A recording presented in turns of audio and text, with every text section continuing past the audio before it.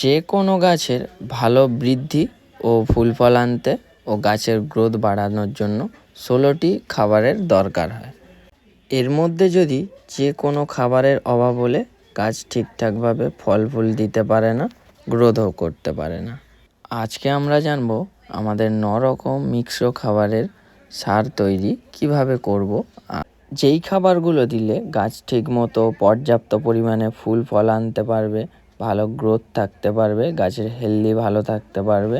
এবং আমি পার্সোনালভাবে আমার যেসব ফুল ফল গাছ, সবজি গাছ, সব গাছে আমি এই ফার্টিলাইজারটা ইউজ করে থাকি। তো সেই ভিডিওটা আজকে তোমাদের সঙ্গে আমি শেয়ার করব। হ্যালো ফ্রেন্ড, আমি তোমাদের সঙ্গে রূপক, আর তোমরা একটু রূপ গার্ডেন। মিশ্র জৈব সার তৈরির জন্য সবার প্রথমে আমাদের দরকার হবে ভার্মি কম্পোস্ট। এর পরিবর্তে আমরা পুরানো গোবর সারও ব্যবহার করতে পারি। আমরা এখানে ব্যবহার করছি 9 কেজি পরিমাণ ভার্মি কম্পোস্ট। এর সঙ্গে আমাদের প্রয়োজন হবে 600 পরিমাণ সরষের খোল। জৈব উপায়ে বাড়িতে বাগান করতে সরষে খোলের কোনো বিকল্প হয় না। এটা আমাদের শিংকুচিটা আমরা নিয়েছি 500 গ্রাম।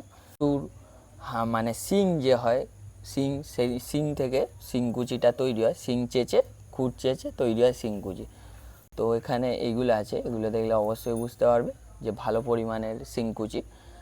সুফলা আছে, তো এটা সুফলা, এনপিকে থাকে এটাতে, পটাশ থাকে, গাছকে গ্রোথ করে, খুব সুন্দর ফুল ফল আনতে খুব সাহায্য করে।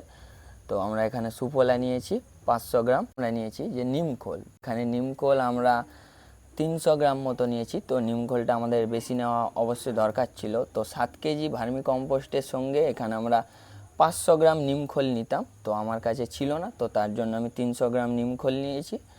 আর তার পাশে নিয়েছি হাড় গুঁড়ো। তো হাড় গুঁড়ো নিয়েছি 600 পরিমাণে হাড় গুঁড়ো। এর মধ্যে হাড় আছে, তো দেখা পাচ্ছ তোমরা। হাড় গুঁড়ো আমি এখানে 600 পরিমাণ মতো নিয়েছি। পটাশ নিয়েছি আমি 300 পরিমাণে। পটাশ গাছের রুট স্টকটাকে শক্ত করে, তো তার জন্য আমি এখানে পটাশ নিয়েছি 300 গ্রামের মতো। ম্যাগনেসিয়াম নিয়েছি 300 পরিমাণ ম্যাগনেসিয়াম। এখানে আমি নিয়েছি এনপিকে 2020। তো এনপিকে 2020 আমি এটা নিয়েছি, এটা প্রায় 100 গ্রামের মতো, 100-120 গ্রামের মতো। তো 10টা উপকরণ আমরা মিক্স করছি। তারা একদম অর্গানিকভাবে তৈরি করতে পারবে, তারা ইউজ করতে পারো শিংকুচি, ভার্মি কম্পোস্ট বা গোবর সার। এখানে খোল আছে, সরষের খোল, নিমখোল ইউজ করতে পারো। মাটির পোকা, মানে যে কীটনাশক থাকে, মাটির যত ফাঙ্গাস থাকে, তো সেটাকে নষ্ট করে নিমখোল। আর এই নিমখোল তৈরি হয় নিমের যে সিডস হয়, দানা, নিমের যে দানা, যে বীজগুলো হয়, বীজগুলো পেশাই করে যে তেলটা বের করে নেওয়া হয়, সেটা নিম তেল হয়। আর তার যে অংশটা বের হয় সেটা নিম খোল তৈরি হয়। এবারে এই সমস্ত কিছুকে খুব ভালোভাবে আমরা মিক্স করে নেব। সময়ের অভাব হলে আমরা এই ফার্টিলাইজারটা গাছে সঙ্গে সঙ্গে ব্যবহার করতে পারি। আমি পার্সোনালভাবে যেটা করি, এই ফার্টিলাইজারটা মিক্স করার পরে আমি 1 সপ্তাহ ডিকম্পোজিস্ট হতে রেখে দিই। হাড় গুঁড়ো, শিংকুচি, নিমখোল, আমরা যে উপকরণগুলো গাছের জন্য ব্যবহার করলাম, এগুলো কিন্তু ডিকম্পোজিস্ট নয়। এগুলো ডিকম্পোজিস্টের মাধ্যমে ধীরে ধীরে পচবে, তারপরে আমরা এটাকে ব্যবহার করব। এই ডিকম্পোজিস্টের জন্য সময়ের প্রয়োজন। আলাদাভাবে ডিকম্পোজিস্ট করে টবের মাটিতে যদি দেওয়া হয়, তাহলে গাছ দ্রুততা খাবার হিসাবে গ্রহণ করতে পারে। আর এখানে আমি সেটাই করছি। আর এগুলো সরাসরি টবের মাটিতে ইউজ করলে আগে ডিকম্পোজিস্ট হবে, তারপরে গাছের খাবার গ্রহণ করার উপযোগী হবে।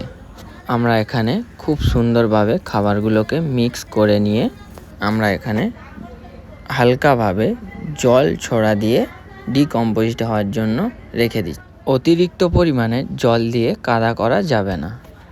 মিক্সড খাবারগুলোকে আমরা বস্তার মধ্যে রেখে, বস্তার মুখ বেঁধে ছায়াযুক্ত জায়গা আমরা রেখে দেব। 3 সপ্তাহ পরে আমাদের গাছের খাবার ডিকম্পোজিস্ট হয়ে রেডি হয়ে গেছে। তো এবারে আমরা গাছের জন্য ব্যবহার করব। এটা আমার একটা অ্যাসেম্বলি বাতাবি লেবুর গাছ। তো প্রথমে আমরা কি করব, 12 ইঞ্চি টবের 4 ধার থেকে এই রকমভাবে কোনো কিছু একটা দিয়ে মাটিগুলোকে তুলে নেব। মাটিটাকে আমরা তুলে নিয়েছি। এবার টবের ধার বরাবর আমরা গোল করে 2 মুঠো পরিমাণ সারটা দিয়ে দেব। তো 12 ইঞ্চি টবের জন্য আমরা এখানে 2 মুঠো পরিমাণ সার ইউজ করছি। করার পরে আমরা এই ভিডিওতে দেখানো এই রকমভাবে গাছের সারটাকে মাটি দিয়ে চাপা দিয়ে দেবো। তো এর রেজাল্ট আশা করি খুব ভালো হবে। আর তোমাদেরকে আমি শর্ট ভিডিওতে এই অ্যাসাম্বি বাতাবি লেবুর গাছটার একটা রিলস আমি বানিয়ে দিয়ে দেবো। তো চলো আজকের মতো ভিডিওটা আমার এই পর্যন্ত। নেক্সট কোনো এই ধরনের গাছের উপকরণ ভিডিও পেতে আমার চ্যানেলটাকে সাবস্ক্রাইব করে রাখো আর ফলো করে রাখো পেজটিকে। তো চলো বাই।